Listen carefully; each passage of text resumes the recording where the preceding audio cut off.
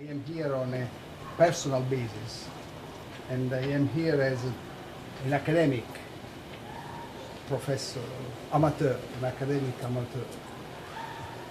So, which is the point? The point is that Middle East is full of mass destruction weapons. There is a lot of mass destruction weapons in Middle East. We discovered the use of this kind of weapons some months ago in August, when some Syrians, nobody knows, or maybe everyone knows, some people in Syria use this kind of weapons against civilians, against children and women, and anyway against civilian people. It was not a surprise, because some years ago,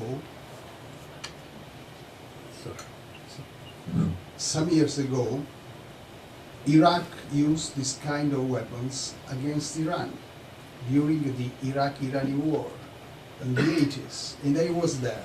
I was not under the bomb because I'm here now, but I was there. I am a witness of what happened with the chemical weapons in Iran.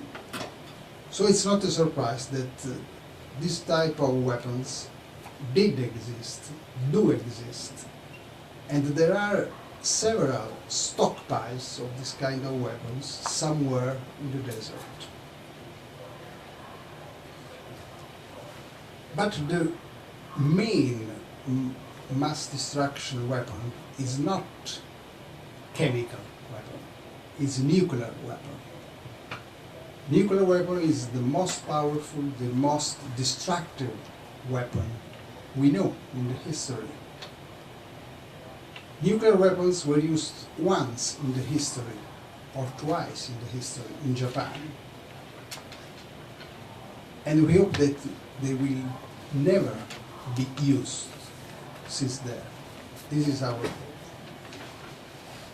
We think, we are afraid that this kind of weapons, of nuclear weapons, still exist in Middle East. Israel is supposed to have a nuclear stockpile. There is no confirmation, but a rather open opinion that this kind of weapons does exist in Israel, for specific reasons of this country. There is a nuclear program in Iran. Iranian leadership states that this nuclear program is not aiming a military threat. It's only for peaceful means, for producing electric energy. And this is the main issue of Middle East now. Is it true? Is it true that the Iranian nuclear program is peaceful? It may change into military aim.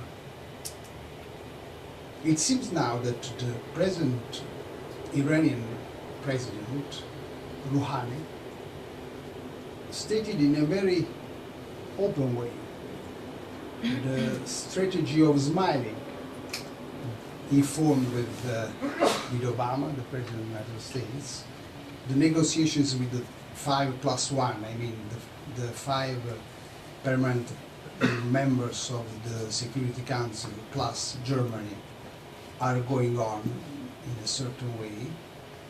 I think that a meeting should be planned in next days. So something is happening. So what is the idea to create a zone in Middle East free of mass destruction weapons. It's not an original idea, because a zone like that does exist in Asia.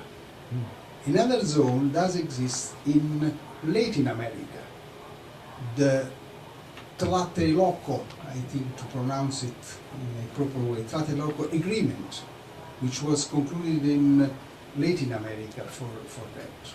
So it should not be the first type of zone in the world. But in the Middle East, everything is difficult. You have to think about the fact that the first idea to launch a zone, a free zone in Middle East, was launched by Egypt and Iran in the 70s, 40 years ago. Iran at that time was not ruled by Khomeini. There was still the Shah.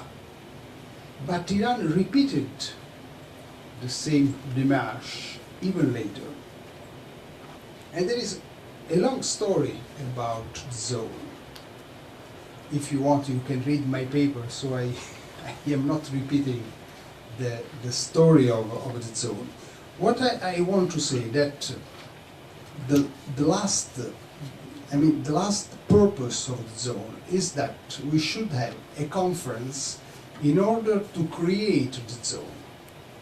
And this multilateral conference should be held in last December, but it was not held in Helsinki because of several problems in the region. And the US State Department stated some days before the date of the conference that the conference should not be, it was not the case to have the conference, because the conditions were not satisfied. The conditions were not good. Several conditions were not good at that time. The Syrian civil war, the elections in the United States, the elections in Israel, the follow-up, the tragic, sometimes follow-up of Arab Spring. So many motivation to postpone the conference. But the decision of Americans was not accepted by some countries, first of all by Russia, because we have three co-sponsors of the conference. The three co-sponsors are Russia, United States, and United Kingdom. So one of the three decided unilaterally to postpone the conference because of that. UK was silent, but I can suppose that UK was agreed with the American decision. But Russia was not silent. Russia stated, we are not in favor of this decision, because this is the moment, right moment to have the conference. And the reaction of Arabs and Iranians was very tough. Both Iranians and Arabs, Arab League mainly, stated that the decision of Washington was an artificial decision, was because Israel did not want to have such a conference, because Israel does not want to discuss about nuclear weapons in a multilateral framework. Which is now the situation? Now the situation is that there are still conversations, but maybe my friend Nico Frandi will tell you something more about it. There are conversations about the possibility to have this conference. I don't know if this year, or maybe next year, maybe one day in Jerusalem, as we say sometimes. But anyhow, the idea of a conference, I think, is important. We need to have in Middle East a free zone without a zone without mass destruction weapons, because these weapons are not theoretical, they are practical. They can be used, and they are used sometimes. Thanks.